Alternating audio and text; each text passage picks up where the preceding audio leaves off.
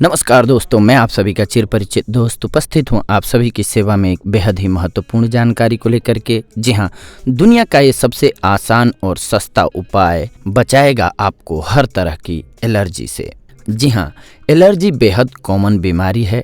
किसी को खाने की चीज़ से, किसी को किसी खास महक से, तो किसी को डॉग या कैट से एलर्जी हो सकती है। एलर्जी की कुछ और भी वजहें हैं।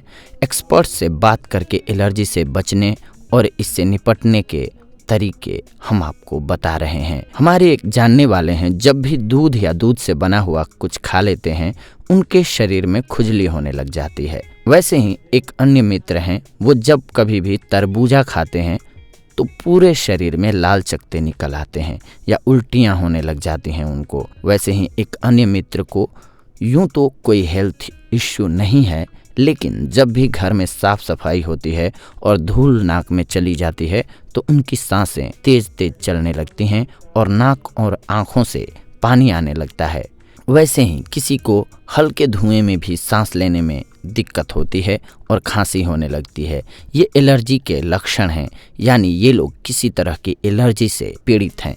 क्या होती है एलर्जी? आइए सबसे पहले ये जानते हैं। जब हमारा शरीर किसी चीज को लेकर ओवर रिएक्ट करता है तो उसे एलर्जी कहते हैं। एलर्जी किसी खाने की चीज, पालतू जानवर, मौसम में बदलाव, कोई फूल, फल, सब्जी के सेवन, खुशबू, धूल, धुआं, दवा यानी किसी भी चीज से हो सकती है। इस स्थिति में हमारा इम्यून सिस्टम कुछ खास चीज़ों को स्वीकार नहीं कर पाता और नतीजा ऐसे रिएक्शन के रूप में दिखता है। इस स्थिति में शरीर पर लाल लाल चकत्ते निकलना, नाक और आँखों से पानी बहना, जी मितलाना, उल्टी होना या फिर सांस तेज तेज चलने से लेकर बुखार तक हो सकता है। ज़्यादातर एलर्जी खतरनाक नहीं होती, लेकिन कभी कभार समस्या गंभीर भी हो सकती है। अब आइए जानते हैं एलर्जी के कारणों के बारे में। खाने की चीज़ों से कुछ लोगों को, जैसे कि मूंगफली, दूध इत्यादि खाने से एलर्जी हो सकती है। जिस चीज़ से एलर्जी है उसे खाने के बाद जी मिचलाना, शरीर में खुजली होना या पूरे शरीर पर दाने और चकत्ते निकलने जैसी समस्या हो सकती है। आमतौर पर कुछ खाने के बाद 10 मिनट से लेकर के आधे घंटे के अंदर एलर्जी के लक्षण उभरने लगते हैं। इसके अलावा धूल से भी किसी को हो सकती है। धूल के कणों में माइक्रोब्स होते हैं जो हमारे आसपास मौजूद रहते हैं। माइक्रोब्स ज़्यादा ह्यूमिडिटी में पनपते हैं। इनसे होने वाली एलर्जी में आमतौर पर छींकें, आँख और नाक से पानी बहना जैसी दिक्कत होती है। कीट और मच्छरों से भी एलर्जी किसी किसी को हो सकती है। ऐसे लोगों को किसी कीड़े काटने पर स्किन एकदम लाल होकर फूल जाती है। कभी कभार उल्टी, चक्कर आना और बुखार भी हो सकता है। रबड़ से बनी किसी भी चीज़, ग्लव्स, कॉन्डोम, मेडिकल इक्विपमेंट्स इत्यादि के इस्तेमाल से जलन, नाक बहना, छींकना, सांस की घबराहट, खुजली की समस्याएं हो सकती हैं। इसके अलावा खुशबू से भी बहुत लोगों को एलर्जी होती है। खुशबू भी कई लोगों के लिए एलर्जी की वजह हो सकती है। परफ्यूम, खुशबू वाली मोमबत्तियाँ, कई तरह के ब्यूटी प्रोडक्ट्स इत्यादि की खुशबू से सिर दर्द, जी मिचलाने इत्यादि की समस्या हो सकती है। इसके अलावा बहुत लोगों को पालतू जानवरों से भी एलर्जी होती है। जानवरों के बाल, उनके मुंह से निकलने वाली लार, रूसी इत्यादि से कई लोगों को गंभीर परेशानियां होती हैं। कई लोगों को घास से होती है। कई बार घास, पेड़ और फूल भी एलर्जी का कारण होते हैं। इनके संपर्क में आने पर खुजली, आंखों में जलन, लगातार छींक और खुजली इत्यादि की समस्या हो सकती है। कई लोगों को किसी खास मौसम से भी एलर्जी होती है। जब मौसम बदलने लगता है तो इन लोगों को गले की खराश, बुखार, नाक बहना, आंखों में जलन जैसी समस्या होती है। ऐसे में कोशिश करें कि ज़्यादा से ज़्यादा घर के अंदर रहें। तापमान में तेज बदलाव से बचें, यानी एकदम ठंडे से गर्म में या गर्म से ठंडे में न जाएं। इसके अलावा पालेन यानी फूलों के पराग कणों से भी लोगों को एलर्जी होती है। पेड़ पौधों और घास फूस के संपर्क में आने पर ये बारीक कण नाक और गले में चले जाते हैं और दिक्कत की वजह बनते हैं। जिस मौसम में पालेन आते हैं उस दौरान घर से बाहर कम निकलें। घर की खिड़कियां बंद करके रखें। एसी या पंखे में रहें और कूलर का इस्तेमाल बिल्कुल न करें। घर में एयर प्यूरिफायर लगवाएं। घर से बाहर निकलना ही हो तो आंखों पर चश्मा और नाक पर मास्क लगाकर बाहर निकलें। इसके अलावा कई लोगों को मेटल जैसे कि गोल्ड या सिल्वर ऑक्सीडाइज्ड ज्वेलरी से एलर्जी होती है, तो कुछ को लेदर या सिंथेटिक कपड़ों से। ऐसा होने पर इन चीज़ों के कांटेक्ट में आने के बाद खुजली इत्यादि हो सकती है। ऐसे लोग इन चीज़ों के इस्तेमाल से बचें। अगर ऐसा कभी होने ही लगे तो उस जगह पर स्टेरॉयड बेस्ड क्रीम लगाएं। इसके अलावा किसी खास दवा से एलर्जी भी काफ़ी लोगों को होती है। अगर उस दवा को लेना जारी रखा जाए तो परेशानी बढ़ सकती है। अब आइए जानते हैं एलर्जी किसको ज़्यादा होती है। एक्सपर्ट्स मानते हैं कि गाँव में रहने वालों के मुकाबले शहरों में रहने वालों में एलर्जी की समस्या ज़्यादा पाई जाती है। जिन बच्चों को ज़्यादा साफ सफाई के साथ पाला जाता है उनमें भी यह समस्या ज़्यादा पाई जाती है, क्योंकि उनके शरीर का इम्यून सिस्टम ज़्यादा डेवलप नहीं हो पाता है। बच्चों में एलर्जी होने की आशंका बड़ों से कहीं ज़्यादा होती है। बच्चा अगर बहुत ज़्यादा थकान का शिकार होता हो, उसे सर्दी जुकाम बना रहता हो, नाक में खुजली होती हो, तो इसे एलर्जी हो सकती है। सावधानी के लिए जिन चीज़ों से हम बच्चों को परहेज करा रहे होते हैं वही परहेज उन्हें और बीमार कर रहा होता है। हम हाइजीन के नाम पर बच्चों को धूल, मिट्टी, बारिश इत्यादि में खेलने से रोकते रहते हैं। इसे हाइजीन हाइपोथीसिस कहते हैं। जिन बच्चों का वैक्सीनेशन नहीं किया जाता उनमें भी एलर्जी की समस्या कम देखी गई है। वैक्सीनेशन से बच्चों का शरीर बैक्टीरिया से तो बच जाता है, लेकिन इम्यून सिस्टम कमज़ोर हो जाता है। जो चीज़ शरीर के इम्यून सिस्टम को अपने मुताबिक नहीं लगती वह उन्हें अपने तरीके से निकालने की कोशिश में लग जाता है। यह तरीका छींक, चकत्ते, बुखार इत्यादि हो सकता है। इसी तरह बुजुर्गों में भी एलर्जी की समस्या काफ़ी कॉमन है, क्योंकि उनका इम्यून सिस्टम भी कमज़ोर हो जाता है। बदलते मौसम इत्यादि में उनका खास ख्याल रखना चाहिए। कई बार एलर्जी खानदानी भी हो सकती है। पेरेंट्स को अगर धूल या किसी और चीज़ से एलर्जी हो तो बच्चों को एलर्जी होने के चांस बढ़ जाते हैं। हालांकि यह ज़रूरी नहीं है कि दोनों की एलर्जी का स्वरूप एक जैसा ही हो। माँ को अगर धूल से एलर्जी की वजह से स्किन रैशेज पड़ते हों तो बच्चे को खुशबू से एलर्जी होने की वजह से छींकें आ सकती हैं। देश में करीब 20 से 30% लोग एलर्जी से पीड़ित हैं, जबकि अमेरिका, इंग्लैंड, ऑस्ट्रेलिया और न्यूजीलैंड जैसे देशों में एलर्जी के मरीजों की संख्या 40% से भी ज़्यादा होती है। कैसे बचाव संभव है, इससे अब आइए जानते हैं। हमारे देश में लोगों को एलर्जी के बारे में जानकारी कम है।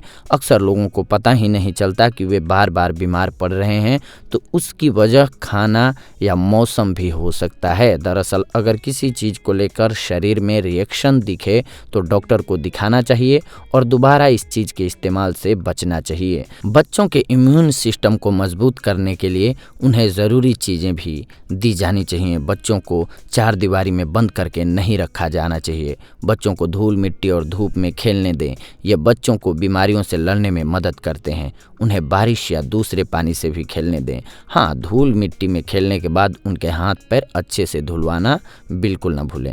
अगर किसी को धूल और धुएं से एलर्जी है तो घर से बाहर निकलने से पहले नाक पर रुमाल रखना चाहिए। बचाव ही एलर्जी का सबसे अच्छा इलाज है। जिन लोगों को ठंड से एलर्जी है वे ठंडी और खट्टी चीज़ों जैसे कि अचार, इमली, आइसक्रीम इत्यादि के इस्तेमाल से बचें तो अच्छा होता है। गंदगी से एलर्जी वाले लोगों को समय समय पर चादर, तकिए के कवर और पर्दे भी बदलते रहना चाहिए। कारपेट यूज न करें या फिर उससे कम से कम 6 महीने में ड्राई क्लीन करवाते रहें। जिस दवा से एलर्जी है उसे खाने से बचें। डॉक्टर को दिखाएं तो इस एलर्जी के बारे में ज़रूर बताएं। घर में केरोसिन वाले स्टोव की जगह एलपीजी या इलेक्ट्रिक स्टोव यूज करें।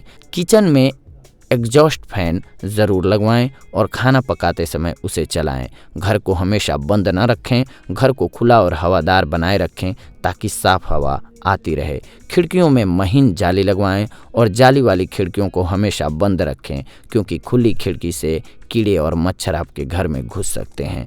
दीवारों पर फफूंद और जाले हो गए हों तो उन्हें साफ करते रहें, क्योंकि फफूंद के कारण भी एलर्जी हो सकती है।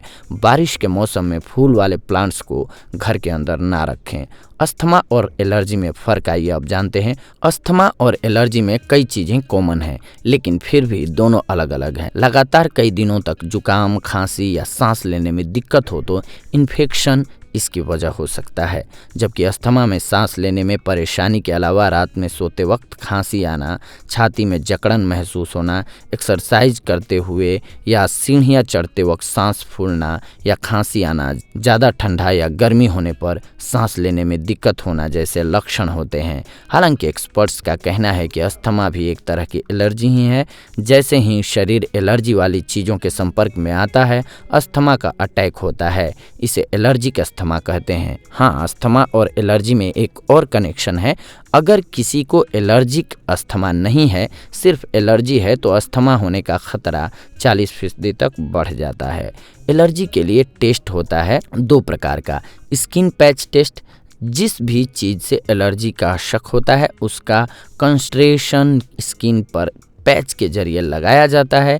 इसके रिजल्ट सटीक होते हैं। इसके बाद ब्लड टेस्ट से भी एलर्जी की जांच होती है। हालांकि एक्सपर्ट्स इसे बहुत सटीक नहीं मानते। स्किन पैच टेस्ट कराने का खर्च 8 से 10 हज़ार रुपये आता है। टेस्ट के जरिए 60 तरह की एलर्जी की जानकारी मिल जाती है। एलर्जी का इलाज एलोपैथी में फूड एलर्जी, खासकर गेहूं से होने वाली सीलियक डिजीज उत्तर भारत में ज़्यादा देखी जाती है। अगर किसी युवा में खून की कमी, विटामिन डी या कैल्शियम की कमी पाई जाती है तो हो सकता है कि उसे गेहूं से होने वाली ग्लूटन एलर्जी हो। अगर स्किन टेस्ट पॉजिटिव आता है तो मरीज को गेहूं से बनी चीज़ें खाने से रोक दिया जाता है। गेहूं के बजाय मक्का, सिंघाड़ा, चने इत्यादि का आटा खाने को दिया जाता है। शरीर में जिन तत्वों की कमी है उन्हें बढ़ाने के लिए दवाएं भी दी जाती हैं। वैसे हल्की फुल्की एलर्जी यानी अगर छींकें आ रही हैं या खुजली हो रही है तो एविल और सिट्रीजिन ले सकते हैं आप। ये दोनों जेनरिक नेम हैं। एक्सपर्ट्स का कहना है कि ये दवाएं कुछ घंटों या फौरन राहत के लिए तो ठीक हैं, लेकिन लंबे समय चलने वाली एलर्जी में बेअसर हैं। एलर्जी होने पर डॉक्टर को दिखाएं। दवा एलर्जी के प्रचार के अलावा मरीज की स्थिति और उम्र के मुताबिक भी तय की जाती है। इम्यूनोथेरेपी और एलर्जी शॉट्स से भी एलर्जी का इलाज किया जाता है। अगर मरीज की हालत ज़्यादा खराब हो तभी इम्यूनोथेरेपी का सहारा लिया जाता है। यह सेफ तरीका है, लेकिन जब किसी ऐसी चीज़ से ही एलर्जी हो जिसे नज़रअंदाज न किया जा सके, मसलन अगर किसी को प्राण खाने से एलर्जी है तो वह उसे नहीं खाएगा, लेकिन अगर पालन से एलर्जी है तो वह हमेशा ही बीमार रहेगा। ऐसे मरीजों को यह थेरेपी दी जाती है। इस थेरेपी का असर लंबे समय तक रहता है। कई बार इसका असर 3 से 4 साल तक रहता है। हालांकि हर मरीज पर असर अलग अलग हो सकता है। यह इलाज थोड़ा महंगा होता है। इसके अलावा होम्योपैथी में दवा बीमारी के लक्षणों के आधार पर दी जाती है। होम्योपैथी में सभी तरह की एलर्जी का इलाज मुमकिन है। हालांकि असर थोड़ा धीमा होता है, लेकिन बीमारी पूरी तरह से ठीक हो जाती है। खुद इलाज करने के बजाय किसी क्वालिफाइड होम्योपैथिक डॉक्टर की सलाह लेनी चाहिए। खाने पीने की चीज़ों से एलर्जी हो रही है तो नेट्रम मूर की 4 बूंदें सुबह शाम थोड़े पानी में मिलाकर पीने की सलाह दी जाती है, लेकिन बच्चों के लिए डोज अलग होती है। एस्प्रिन दवा से एलर्जी होने पर कार्बोवेज और एंटीबायोटिक से एलर्जी होने पर सल्फर 200 दी जाती है। कुछ एलर्जी में ब्रायोनिया, नक्सवोमिका, आर्सेनिक एल्बम इत्यादि दवाएं दी जाती हैं। दवा की डोज उम्र के मुताबिक तय होती है। इसके अलावा आयुर्वेद में रोज़ सुबह नींबू पानी पीने की सलाह दी जाती है। खट्टी और ठंडी चीज़ों से परहेज करें। कभी कभी कोई दवा खाने से भी एलर्जी हो जाती है, इसलिए हमेशा दवा डॉक्टर से पूछ करके ही लें। अगर स्किन एलर्जी है तो फिटकिरी के पानी से प्रभावित हिस्से को धोएं। नारियल तेल में कपूर या जैतून तेल मिलाकर लगाएं। चंदन का लेप भी राहत देता है। इससे खुजली कम होती है और चकत्ते भी कम होते हैं। पंचकर्म का हिस्सा नास्य शिरोधारा भी एलर्जी में बहुत मदद करता है। इसमें खास तरीके से तेल नाक में डाला जाता है, लेकिन यह प्रक्रिया घर में नहीं करनी चाहिए। एक्सपर्ट्स के देखरेख में ही इसे करना चाहिए। इसके अलावा नेचुरोपैथी और योग के द्वारा भी इलाज जान लेते हैं। योग और नेचुरोपैथी एलर्जी से लड़ने में काफ़ी कारगर है। नेचुरोपैथी एक्सपर्ट्स का मानना है कि एलर्जी से बचने के लिए पेट साफ रखना चाहिए। बहुत गर्म या बहुत ठंडा खाना नहीं खाना चाहिए। हमेशा साफ पानी पीना चाहिए। रोजाना करीब 15 मिनट अनुलोम विलोम, कपालभाति भस्त्रिका प्राणायाम करने से एलर्जी में फ़ायदा होता है, क्योंकि इनसे इम्यून सिस्टम मजबूत होता है। अगर जल्दी जल्दी सर्दी और जुकाम की एलर्जी हो तो सुबह उठकर गुनगुने पानी में नींबू का रस मिलाकर पिएं, लाभ होगा। पोल्यूशन से होने वाली एलर्जी से बचने के लिए गुनगुने पानी में तुलसी, नींबू, काली मिर्च और शहद डालकर पिएं। बदलते मौसम में होने वाली एलर्जी से बचने के लिए खट्टी चीज़ें जैसे कि अचार और तली भुनी चीज़ें खाने से परहेज करें। जो भी हमने आपको ये दवाएं बताई हैं, ये बिना डॉक्टर की सलाह के आप न लें। ये हमारा सुझाव है आप सभी को, क्योंकि हो सकता है कि हम जो बता रहे हैं वो किसी और एलर्जी के लिए हो और आपको किसी अन्य तरह की एलर्जी हो, इसलिए इससे बचना चाहिए आपको। तो दोस्तों, ये थी आज की हमारी जानकारी आप सभी के लिए। अगले एपिसोड में हम आप सभी के साथ जुड़ेंगे एक और बेहद ही महत्वपूर्ण जानकारी को लेकर के। तब तक के लिए धन्यवाद। नमस्कार दोस्तों।